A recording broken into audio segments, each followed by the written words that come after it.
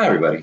So the point of class today, and I know you can't see my face as we're going through this because my webcam's not working for some reason, but basically, I'm going to walk you through a real quick review of pretty much everything we've covered so far in class because I think it would be really helpful to just make sure we all have a full understanding of the Italian and Northern Renaissance, the art of the time, the ideas of the time before we move on.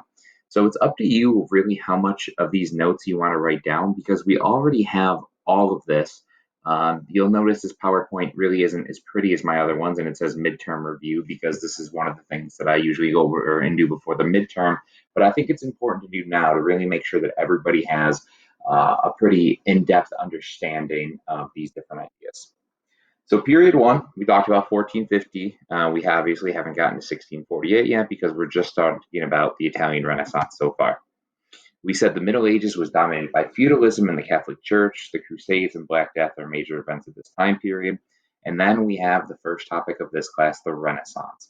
It's the return of these classical texts from ancient Greece and Rome that had not been studied for almost 1,000 years. They've been preserved by monks and scholars, especially in Islamic empires throughout the time. But now, because of all the trade through Italy, as the Ottomans conquered Constantinople, a lot of those scholars fled, and all of these new old classics are going to become new again in Italy as people, humanists, start studying them again. So we said return through trade with the Ottomans, Mongols, and earlier on the Crusades. It's going to be the return of that Greco-Roman logic, especially skepticism, which is the questioning of authority and knowledge. Basically, you question why things are the way that they are and question knowledge that is always believed to have been true. And a lot of the people that are going to be looked into are these philosophers, Aristotle, Plato, Socrates, Ptolemy, all of these people you've learned about, hopefully in Global 9. You really don't need to know any of their ideas too in depth, but it's important to just realize some of the people that were going to be studied by these Italian humanists. And the reason that it's so different and really the drastic change is because these writers from ancient Greece and ancient Rome are going to predate Christianity. So instead of having all of their writings and all of their life revolve around Christianity, it's going to be about different things. So here are some major Renaissance themes. Hopefully most of them sound familiar. Humanism is the first part. It's that focus on human life on earth instead of only the divine and godly things. Human emotions, the hardships of humans have to go through. Humanist education of being well-rounded in the study of human culture, language, history, philosophy, the humanities, instead of only focused on theology, religion, or your trade. Focused on human and civic life. Again, not Christianity. You can see the word humanism in it. It's a focus towards humans. Individualism, which goes right along with humanism, which basically says that individuals are important and their accomplishments should be celebrated. Remember, that would have been seen as sinful during the time of the Middle Ages. Secularism is going to start to separate religion from the government in everyday life. Remember, pretty much everybody at this time is still a member of the Catholic Church. So when we say the Italian Renaissance is going to start to become more secular, we don't mean break away from the church. We just mean that it's going to, things other than just the church are going to be the focus like in the Middle Ages. The word civics relates to government. We've talked about a couple of civic humanists that we'll go through. So these are some of the major different Renaissance themes we've talked about. Some different Italian humanists. We have Petrarch, who wrote the sonnets about Laura and many other poems and things as well. He's known as the father of the Renaissance. He was one of the first people to study these classical texts and then begin to write his own. It's about human emotions and love and sorrow and all the different things that people go through, and without a happy ending, which makes it very, very different from these godly and divine heroes from the Middle Ages. Boccaccio's Decameron is another one.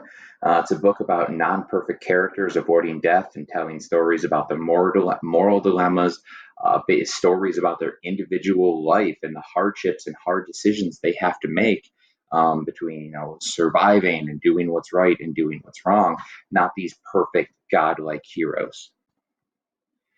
Ficino, Neoplatonism. So he's going to be someone that looks exclusively into Plato and one of the leader of the Florentine Academy.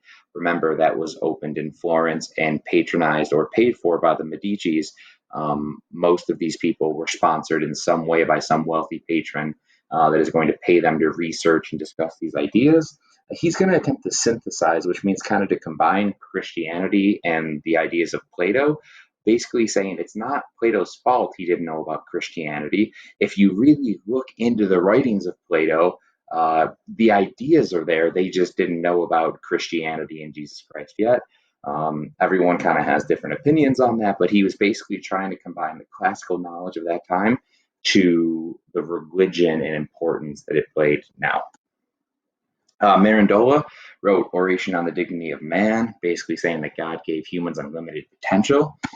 It's basically, this is very an individualism based book saying that humans are capable of these great things. A quote in it: man is the most fortunate of living things and consequently deserving of all admiration.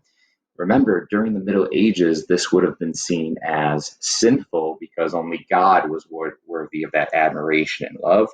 Mirandola is going to say, no, humans are created in God's image and therefore should be celebrated in the same way. Hopefully, all of these people are looking familiar to you as we go through. Now we're going to talk about some secular humanists. So all of these people are humanist writers. Now we're going to get into a secularist humans a little bit. So as we start to look at these secular humanists, and again, they should look familiar to you, probably the most well-known and important one of them all is Machiavelli, writes The Prince, saying leaders don't have to be good Christians in order to be good leaders. The quote, the ends justify the means. It's better to be feared than loved. And it's political realism. I mean, it's showing what it's really like to be a ruler, and sometimes rulers need to do things that are unchristian-like for the benefit of their country and to stay in power themselves. He's going to believe in a very, very strong central government because he grew up in war-torn Italy that we talked about being devastated during the Italian Wars. Jean Bodin believed that the church was corrupt, as it was at the time, and that therefore it shouldn't be involved in the government. So he was a secularist, believed they should be separate. He's also going to advocate for that strong central government. Leonardo Bruni, so he takes it kind of a step further, and he says that people should use their humanist education to be proactive in the government. Vote, run for office, offer solutions, not just complain, and discuss these things and try to make improvements to society. Remember, when we're saying some of these things, remember the Renaissance is mostly for wealthy, elite men and urban areas. Alberti is just kind of the concept of a perfect individual, has the ability of many different achievements, an architect, an artist, a musician, along with a plethora of other things, which really, is that humanist idea or the Renaissance man being well-rounded in all these different things. All promoted a secular education and government.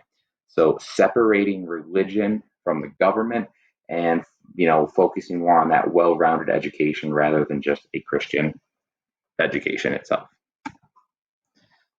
Some other important people to talk about. Castiglione is going to write Book of the Courtier.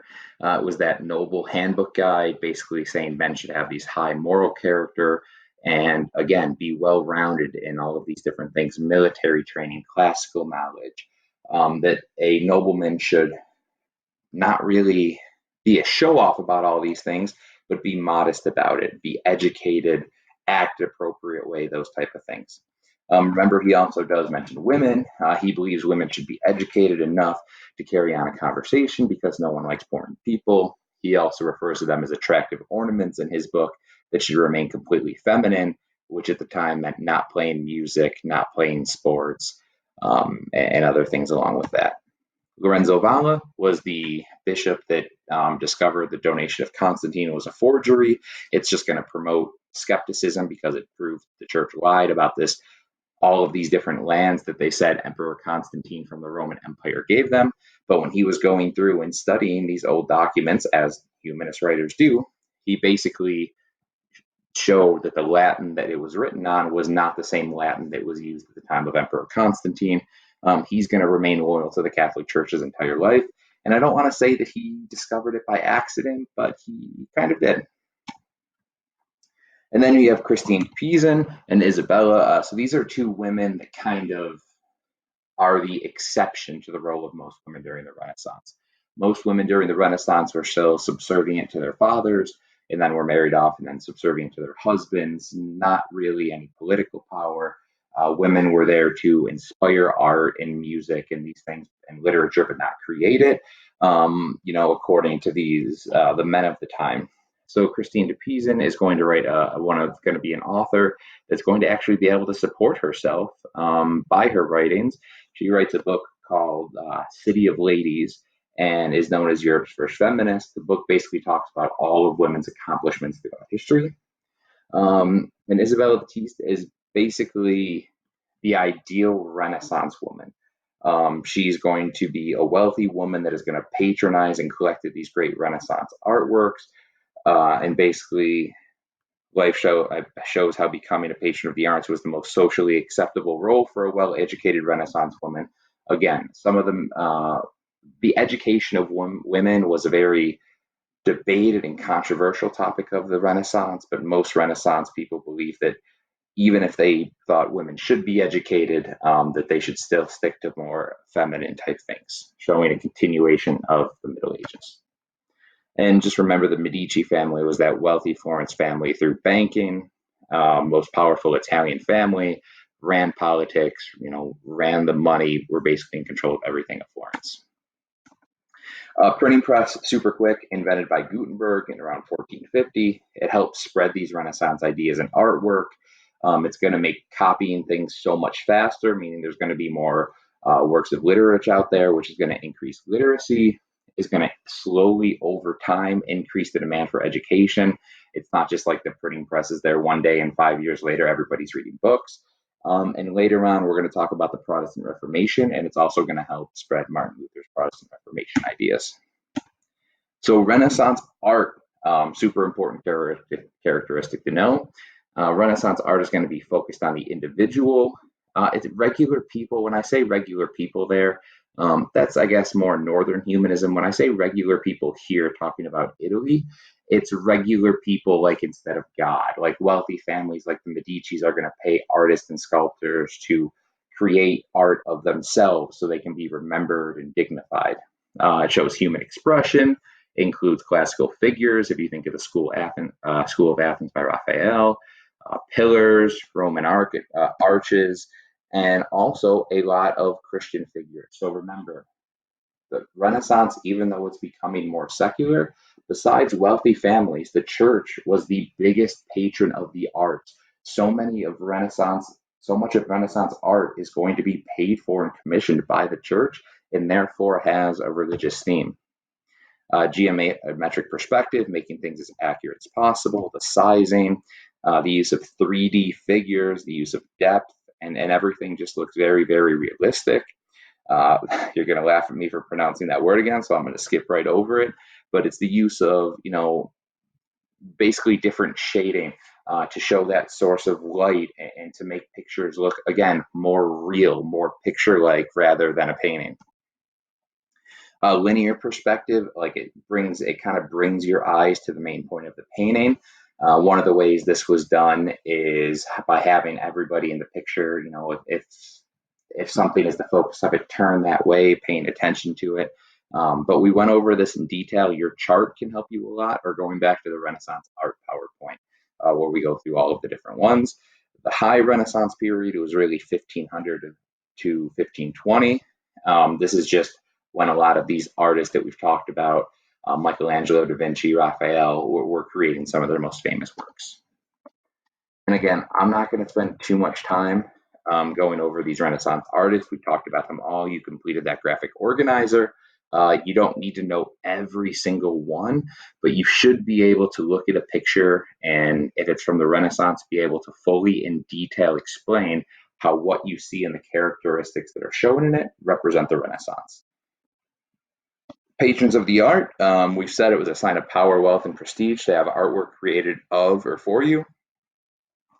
During the Renaissance, the church and wealthy families such as the Medicis, who controlled banking and government in Florence, were the biggest patrons. Education was changed. It focused on being more well-rounded in the humanities, such as history, rhetoric, literature, philosophy, things that are going to focus on human life on Earth. We said this was a change because usually only during the Middle Ages you were educated about your job and theology, which is religion. So, a quick overview. And again, I know we're going through this kind of quickly, but you should already have this stuff down in your notebook. So, I hope you're not writing it down all, as I said before. Writings were done in starting to be done in the vernacular common language, which is going to make them accessible to more people instead of just being in Latin, like what the church used. It's going to focus on the ability of individual and celebrate that. This is going to be when artists start to sign their works and take credit for it and make a lot of money for it and so forth. We've talked about those three words important. Those isms are important to know. The printing press helps spread ideas and artwork, slowly an increased want for education. And language, because it was started to be in more writing, that's going to start to, people are going to start to see themselves as identifying with the people around them in an area that speak the same language. So this is slowly going to translate to creating the nation states that we have today, Italy, France, England, and so forth. And again, even though we talked about all of these changes, remember, for most people, life is not going to be different. There's still going to be peasants, there's still going to be farming, they're still going to live in rural areas. This was mostly for the elite, intellectual, wealthy, mostly men that lived in cities. But remember, there's always exceptions. So we really don't want to ever say all or never. And people still remained loyal Catholics. It was just no longer the only focus of life. So, still a very religious time, but works of art, literature, debate, education, other things began being studied besides just religion, which is why we use that word secular. So now that was a lot of Italian. We're going to focus just for a little bit of time on Christian humanism. This is the Northern Renaissance. So in the Northern Renaissance, people began studying more classical Christian texts like St. Augustine's writings and the Bible. And the printing press is going to help spread these ideas as well as Italian Renaissance ideas. You can see a reoccurring theme here. It's going to show the corruption of the Catholic Church by practices that are not listed in the Bible. So Christian humanism isn't going to be focused on the Greek and Roman classics so much, but instead the Bible and St. Augustine and other religious writings. And they're going to start to notice corruptions in the church, such as nepotism, giving church position to unqualified family members or friends. Simony, which is selling of church position to the highest bidder, greed of the church. Pluralism, where one person held multiple church positions and collected the salaries of both of them, which is, hard to do two jobs at one time, but people would get double the pay for it. And the worst of all, one of Martin Luther's biggest critics to indulgences, basically paying for forgiveness of you and your sins, or for your family members that have already died, to reduce their time in purgatory and have their souls released to heaven. So these are just some of the corruptions of the church that people in the Northern Renaissance are going to start to speak out about. John Wycliffe and John Huss were two early reformers. This is before 1450, so it's not important to know. But John Huss was burned at the stake for being a heretic. One of the reasons that his ideas do not spread is because there's no printing press yet, which is why Martin Luther's ideas in 1517 are going to eventually start to spread. So again, Christian humanism, or the Northern Renaissance, there was a purpose behind it, and it was to reform the Catholic Church, not break away. They just wanted to fix the corruptions and problems that they saw. One of the most important Northern humanist or Christian humanist writers was Erasmus. He's going to write Praise of Folly, which is a satire piece, basically, which means a comedy, very exaggerating, blowing them out of proportion, to criticize both human society and church practices. It basically makes fun of the church and humans in general, that we're all very uptight, that the church priests aren't, educated, they're not smart, but yet because they're priests, they see themselves as better than everybody else, which is the exact opposite of what the Bible says you should do. So it basically, pokes fun at the church for all of their kind of hypocrisies.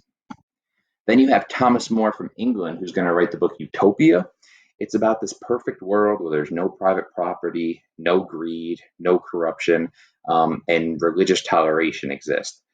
Everyone works and gets what they need. Uh, so in the book, right here it says, did not believe many people were moral or just enough to fulfill the priestly role, and so not there were not many priests in this book in Utopia. That's kind of again poking fun at the church because there were so many priests and so many of them were corrupt. Um, in Europe, the corruption and often poor education of priests was a matter of public knowledge.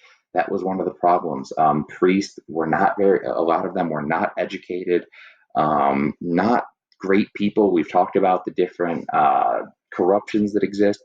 So Utopia is basically going to criticize the church in an indirect way by talking about how great things are in this utopia where everything runs the way it should, compared to what he saw in Europe and all of the problems and everything that existed there. So both of those books are going to kind of poke fun or criticize the lifestyles that are going on in Europe, the corruptions they see, especially in the Catholic Church.